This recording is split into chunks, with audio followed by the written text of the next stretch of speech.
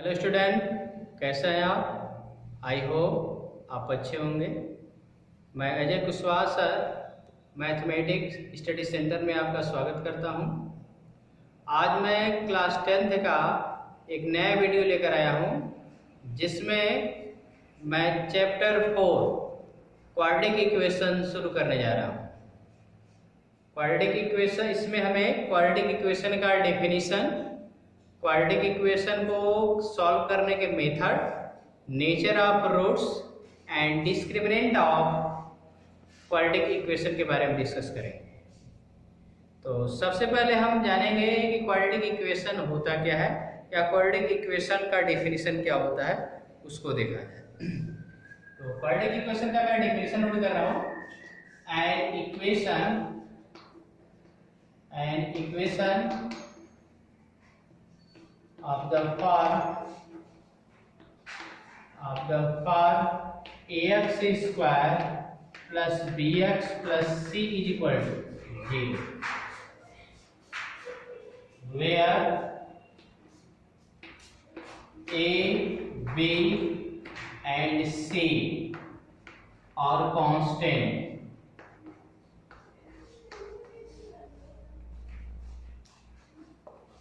A, B does not equal to 0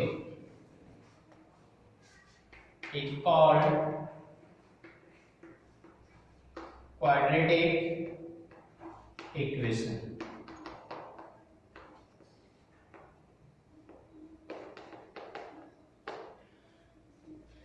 class 10th का मैं आज 4th चैप्टर क्वाड्रेटिक इक्वेशन शुरू किया हूं, जिसमें क्वाड्रेटिक इक्वेशन का मैंने डेफिनेशन लिखा है। An equation of the form ax square plus bx plus c, ax square plus bx plus c is equal to 0। हम क्या बोलेंगे? क्वाड्रेटिक इक्वेशन बोला जाएगा। इसमें आगे लिखेंगे where a, b and c are constant। a, b, c क्या है? कांस्टेंट। और आगे काम वाला क्या लिखा है? a, b does not is equal to 0। a और b, सॉरी a b नहीं, a does not is equal to 0, a does not is equal to 0 is called quadratic equation। अब आपके अंदर, आपके दिमाग में ये चल रहा होगा कि a does not is equal to 0 क्यों बोला गया, b और c के बारे में कुछ नहीं कहा गया। तो देखिए क्यों कहा गया, उसको देखिए। पहले तो आप इस पर एक एग्जांपल पहले देखिए। आपने लिखा है equation of the form ax square plus bx plus c is equal to 0 where a, b and c are constant, a does not is equal to 0 is called quadratic equation। तो आपका 3x square plus 5x plus 11 is equal to 0, ये मेरा quadratic equation। ये और भी लिख सकते हैं 5x square minus 8 plus 8x plus 7 is equal to 0, ये भी मेरा quadratic equation। यहाँ पे मैंने जो डेफिनेशन में दिया है ax, अब इस पर हम डिस्कस करेंगे। ax square plus bx plus c equal to 0।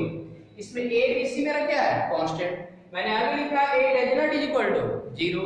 तो a does not is equal to 0 का मतलब यदि ये बताओ a को हम 0 मान लें, यदि a को हम क्या कर रहे हैं? 0 मान लें, तो 0 into x square plus bx plus c is equal to 0। ये टर्म मेरा 0 हो जाएगा, तो bx plus c is equal to 0।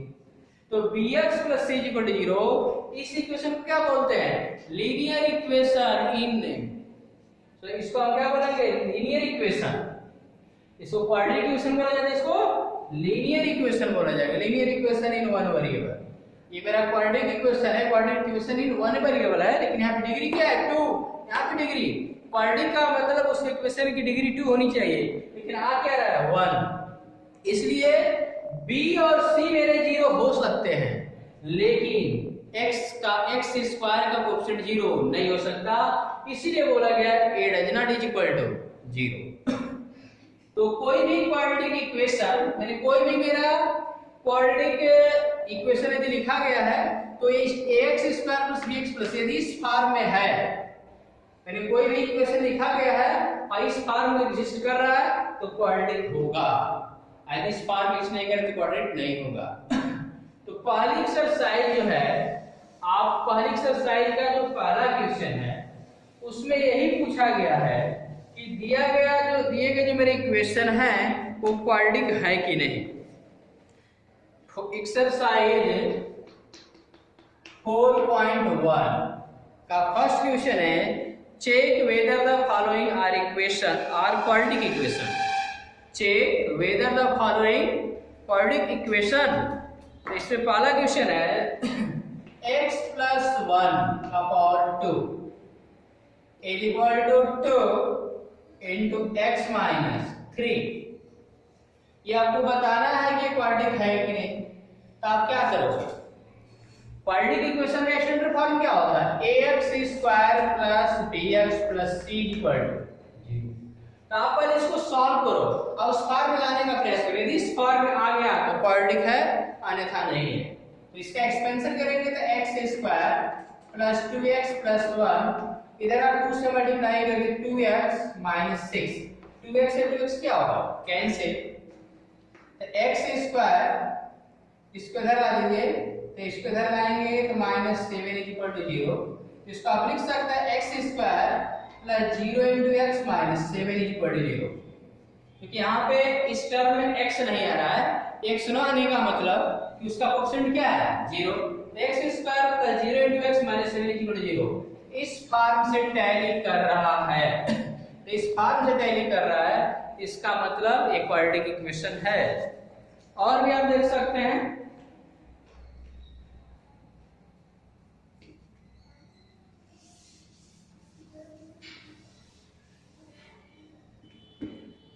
जैसे आपका क्वेश्चन अब इससे पहले का एक थर्ड है, x minus 2 x plus 1 is equal to x minus 1 x square plus 3 x plus 3 है। इसको सॉल्व किया जाए तो सॉल्व करेंगे तो x स्क्वायर माइनस 2x 1 से मल्टीप्लाई करेंगे तो x माइनस 2 x स्क्वायर minus x plus 3x minus 3। x square से x स्क्वायर क्या होगा, कैंसिल। इसको सॉल्व करेंगे तो माइनस x माइनस 2, इधर सॉल्व करेंगे तो 2x माइनस 3। आप 2x को इधर ला दो तो माइनस 3x, माइनस 3 को इधर लाओगे तो प्लस 1 इज इक्वल टू 0। तो 3x minus 1 is equal to 0। ये जो मेरा इक्वेशन है ये क्वाड्रेटिक नहीं है, क्योंकि ये क्या है, लीनियर इक्वेशन है। यानी आप लिखेंगे ये मेरा जो x minus 2 x plus 1 is equal to x minus 1 into x plus 3 is not a quadratic equation. ठीक है, तो इसी तरह इसमें करना है कि सबको आप सॉल्व कीजिए और इस फॉर्म में आना चाहिए ax square plus bx plus c equal to 0। यदि इस फॉर्म में आ रहा है तो क्वाड्रेटिक है, अन्यथा नहीं है।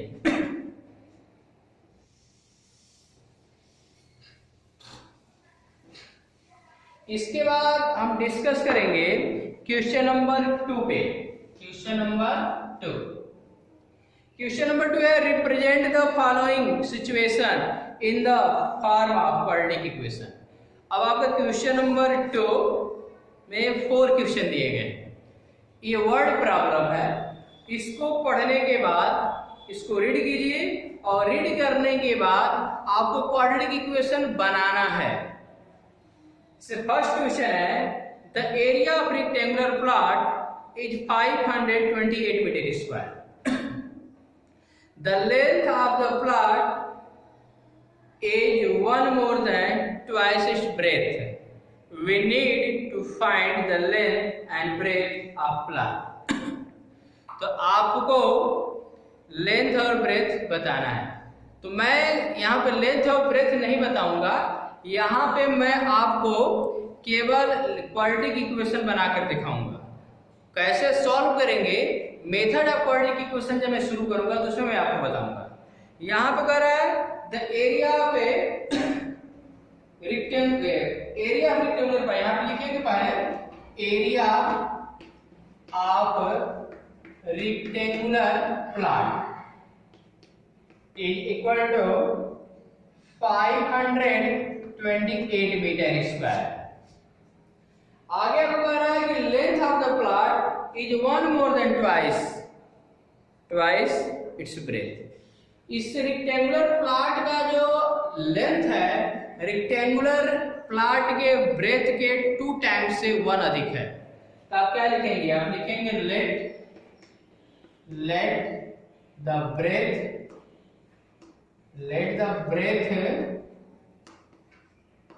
of rectangular plot is equal to x meter. अब मान लीजिए कि रेक्टेंगुलर प्लॉट का जो ब्रेथ है रेक्टेंगुलर प्लॉट का जो ब्रेथ है वो आपका x मीटर है। तो यहां से आप लेंथ लिखोगे, लेंथ ऑफ रेक्टेंगुलर प्लॉट।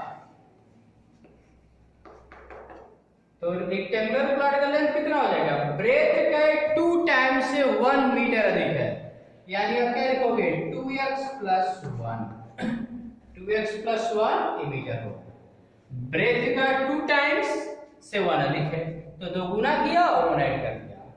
अब आपको क्वाड्रेटिक इक्वेशन बनाना है। तो क्या दिया गया? रेक्टेंगुलर प्लॉट का एरिया गिवन है और रेक्टेंगल का एरिया का फार्मूला होता है A = L × B। यहाँ पे लिखेंगे एरिया = L × B। तो एरिया हमारा है 528, L हमारा है 2x + 1 और B हमारा x।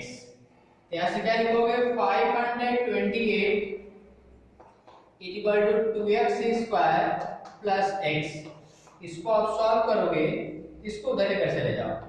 0 = 2x² + x + 528।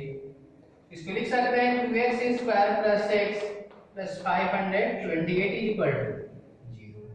ये मेरा रिक्वायर्ड क्वाड्रेटिक इक्वेशन हुआ। मैंने इसमें आप क्वाड्रेटिक इक्वेशन बना लो। आपकी बुक में सॉल्व मैंने पूछा है कि इसका लेंथ और ब्रेथ क्या है, तो लेंथ और ब्रेथ मैं आपको जो मेथड बताऊंगा आप बता दूंगा। फिलहाल मैं आपको बता रहा हूं कि वर्ड प्रॉब्लम को पढ़कर कैसे क्वाड्रेटिक इक्वेशन बनाया जाता है। आई होप इस समझ में आपको आ गया होगा। मैं नेक्स्ट क्वेश्चन बता रहा हूं, उसको देखिए।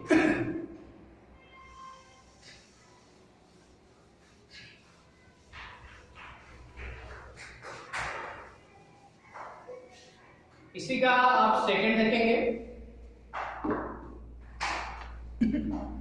सेकंड आपका है the product of 2 consecutive positive integer is 306।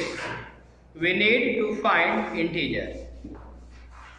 कह रहा है कि 2 हमारे consecutive पॉजिटिव इंटीजर है। 2 consecutive मीन्स होता है क्रमागत, क्रम से। तो हमारे पास 2 क्रम से आने वाले हमारे क्या पॉजिटिव इंटीजर हैं, उनका प्रोडक्ट कितना है 306 है।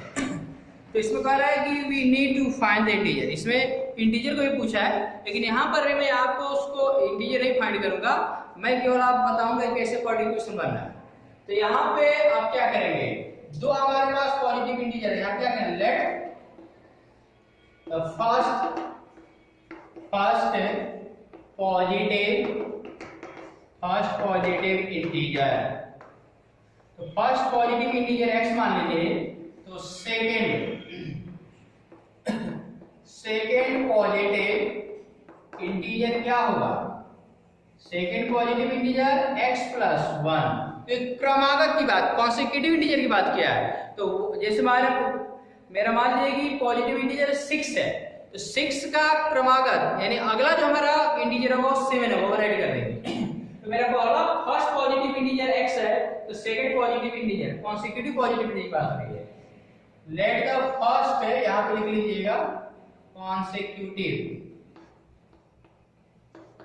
consecutive, let the first consecutive positive integer and नीचे लिखेंगे second consecutive positive integer x + 1। तब बताए इन दोनों का, ये consecutive जो मेरे इंटीजर है, इन दोनों का प्रोडक्ट 306 है। तो x × x + 1 = 306 कर देंगे। तो x² + x is equal to 306। तो x square plus x minus 306 is equal to 0। ये मेरा क्वाड्रेटिक इक्वेशन होगा। सॉल्व करने के मेथड हम अगले वीडियो में बताएंगे। अगला है थर्ड देखिए।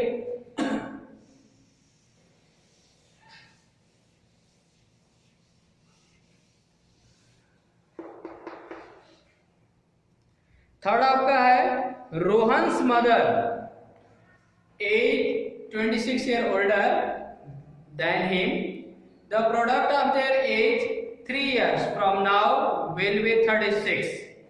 We would like to find Rohan present. ठीक है, यहाँ पे कह रहा है कि Rohan's mother age 26 year older than him. Rohan की माता का जो एज है उसकी एज से क्या है, रोहन की माता का एज उसके एज से 26 वर्ष अधिक है। The product of their age 3 years from now. अब कह रहा है कि 3 वर्ष बाद, अब से 3 वर्ष बाद उनके एज का प्रोडक्ट कर रहे हैं तो 360 आ रहा है। तो आपको रोहन का प्रेजेंटेज बनाना है। तो यहाँ पर भी मैं रोहन का प्रेजेंटेज नहीं आपको बताऊंगा, मैं आपको क्वाड्रेटिक इक्वेशन बनाऊंगा। तो आप लिखेंगे, सबसे पहले क्या लिखेंगे, let the present age, let the present age of Rohan be x years। अब मान रहे हैं कि रोहन का प्रेजेंट एज जो है x years है, तो मदर एज क्या होगा, यहाँ पे लिखेंगे Rohan's mother age. Rohan's mother age कितना होगा, x प्लस 26, क्योंकि रोहन की जो माँ है रोहन से 26 वर्ष बड़ी। अब आपका आगे लिखा है the product of there 3 years from now will be 3 years now, यानी अब से 3 वर्ष बाद। तो आप क्या लिखेंगे, आफ्टर 3 years, 3 वर्ष आफ्टर 3 years एज आप रोहन लिख सकते हैं या रोहन एज लिख सकते हैं। रोहन एज कितना आएगा, x plus 3। Rohan's mother age, तो x प्लस 26 प्लस 3। देखिए 3 वर्ष बाद, तो प्रेजेंट एज x है तो 3 वर्ष बाद क्या होगा, x प्लस 3 होगा। ये 3 वर्ष पहले की बात करता है, बिफोर की बात करता है, माइनस कर देते हैं। ये क्या आएगा, x प्लस 29, x प्लस 29। अब कह रहा है कि 3 वर्ष बाद रोहन और मदर की एज का मल्टीप्लाई कर रहे हैं तो आपका 360 आ रहा है। कितना आ रहा है, 360। तो आप लिखेंगे according to question x plus 3 into x plus 29 is equal to 360। Rohan और उसकी माँ के एज का मल्टीप्लाई कर रहे हैं तो 360 आ रहा है। कितना आ रहा है, 360। अब इसी को आपको क्या करना है, सॉल्व कर देना है। तो सॉल्व करोगे, इससे मल्टीप्लाई करो x स्क्वायर प्लस 3x, इससे मल्टीप्लाई करो तो 29x, और इससे मल्टीप्लाई करोगे 3 9 जा 27 और 3 2 जा 6 to 8 87 होगा इज इक्वल टू, तो इसको -36 -360 कर सकते हैं। तो x स्क्वायर और इसको आप ऐड करेंगे तो 32x, इसको आप सॉल्व कर लीजिए तो 10 10 में से 7 निकलेगा 3 आएगा, और यहाँ पे 5 तो 15 में से 8 निकलेगा 7 हो जाएगा, और ये आपका बचा 2। ये मेरा क्वाड्रेटिक इक्वेशन। इसी तरह आपका लास्ट है, उसको आप देख लीजिए।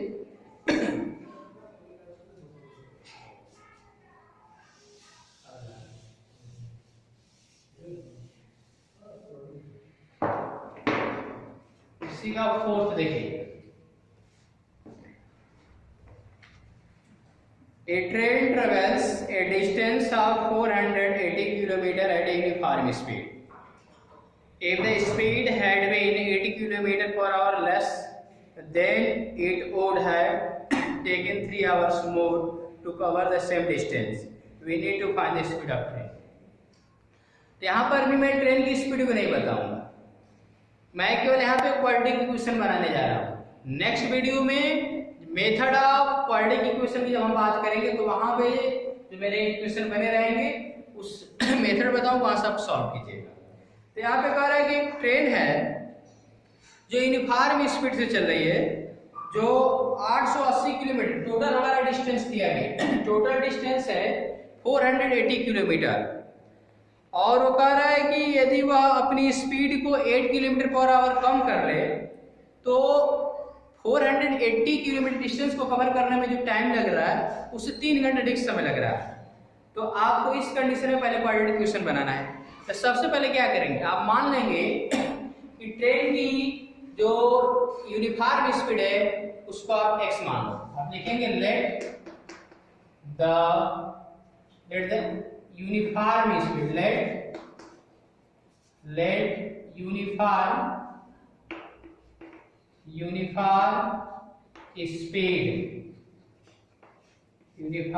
स्पीड ऑफ ए ट्रेन,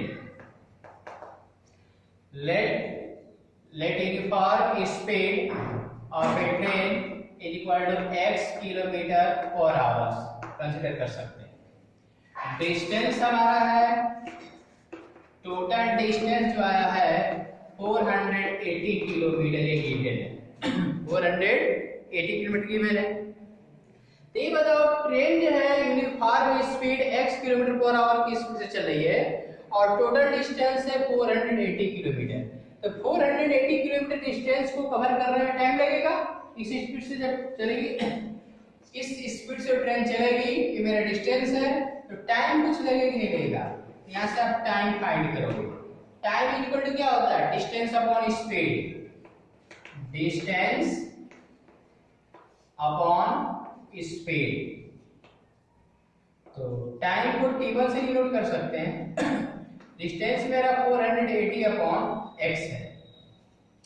अब आपका नेक्स्ट कंडीशन है, यहाँ पे कंडीशन अप्लाई किया जा रहा है कि यदि कंडीशन में ये है कि यदि आप ट्रेन की स्पीड को, मैंने यहाँ पे ट्रेन की स्पीड जो है 8 km/h कम कर दे, यहाँ पे आप लिख सकते हैं a speed had been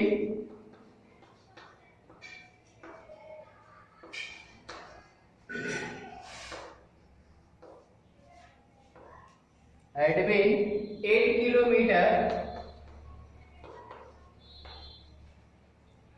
less। हम क्या करें कि ट्रेन की स्पीड को हम क्या करें 8 km/h क्या कर दिया जाए, लेस कर दिया जाए, कम कर दिया जाए। तो उस कंडीशन में हमारा न्यू स्पीड क्या आएगा, यहाँ पे क्या लिखेंगे, उस कंडीशन में आपका स्पीड ऑफ ट्रेन क्या होगा, speed of train x - 8 km/h होगा। x माइनस के मतलब स्पीड तो मेरी कितनी हो गई, x - 8 km/h। अब आप क्या करेंगे बताइए, डिस्टेंस तो मेरा 480 किलोमीटर ही है, लेकिन स्पीड मेरा कम हो चुका है। तो इस कंडीशन में भी टाइम निकालेंगे और जो टाइम आएगा 3 घंटे अधिक आएगा। यहाँ से भी टाइम निकालो, तो टाइम इक्वल टू क्या आएगा, डिस्टेंस अपॉन स्पीड। डिस्टेंस मेरा कितना है 480, स्पीड x - 8 हो जाएगा, x - 8 ये आवर्स में होगा और ये भी मेरा क्या होगा आवर्स में। ये बताओ, इसको आप t2 मान सकते हो, t2 = 480 अपॉन x - 8। अब यहाँ पे तो ये बताओ, जब यूनिफॉर्म स्पीड से मेरी ट्रेन चल रही थी तो टाइम मेरा t1 लगा, जब उसकी स्पीड x - 8 हो जा रही है तो ये मेरा टाइम लगा। लेकिन कह रहा है कि जब 8 किलोमीटर की स्पीड कम हो रही है तो जो पहले जो टाइम लगता है उससे 3 घंटे अधिक लग रहा है, यानी ये टाइम 3 घंटे अधिक है और ये टाइम 3 घंटे कम है। तो T2 में से T1 घटाते हैं तो 3 की गोल आएगा, तो हम लिखेंगे according to question, according to question T2 minus T3 is equal to T2 minus T1 करेंगे, T2 minus T3 is equal to 3, क्योंकि ये मेरा टाइम 3 घंटे अधिक है, तो इसमें से इसको माइनस करोगे तो 3 के इक्वल आएगा, तो वैल्यू रखा जाए। T2 हमारा है 4/80 x minus 8 is equal to 480 upon x। इसी को आप सॉल्व कर देंगे, यहां से मेरा क्वाड्रेटिक इक्वेशन बन गया। इसका इधर मल्टीप्लाई करो 480x, इसका इधर मल्टीप्लाई x से मल्टीप्लाई करेंगे तो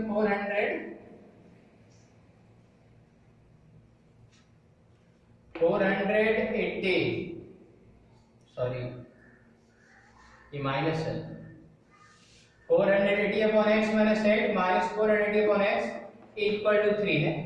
अब इसको आप सॉल्व करेंगे तो x minus 8 into X LCM होगा, x माइनस 8 से कैंसिल, तो इसके से मल्टीप्लाई करेंगे 480x, 400 ये x कैंसिल, तो x माइनस 8 से मल्टीप्लाई कर दो, इससे मल्टीप्लाई करेंगे तो 480x और इसका इससे मल्टीप्लाई करोगे तो माइनस आएगा, माइनस से प्लस कर देगा, और 3 से मल्टीप्लाई कर लो तो 3 से मल्टीप्लाई करेंगे तो क्या आएगा आपका